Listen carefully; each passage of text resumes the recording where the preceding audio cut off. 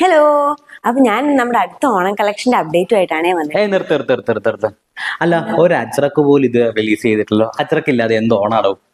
മുഴുവൻ പറയാൻ സമ്മതിക്കുമോ? എന്താ? അടുത്ത അജ്രക്കിലാണ് വരുന്നത്. പിന്നെ കണ്ടു നോക്ക്, കിടില നൈറ്റ് ആണ്. ഒന്ന് കാണട്ടെ എന്നാല്. എല്ലാവരെയും ഓൾ ടൈം ഫേവറേറ്റ് ഒരു ഐറ്റം ആണ് അജ്രക് പ്രിന്റ്സ്. അപ്പൊ നമ്മൾ ഇപ്രാവശ്യത്തെ ഓണത്തിന് അങ്ങനെ അജ്രക്കിൽ കൊണ്ടുവന്നിരിക്കുന്ന ഒരു റെഡി സ്റ്റിച്ച്ഡ് ആയിട്ടുള്ള പട്ടുപാവാടയും ക്രോപ്പ് ടോപ്പാണ്.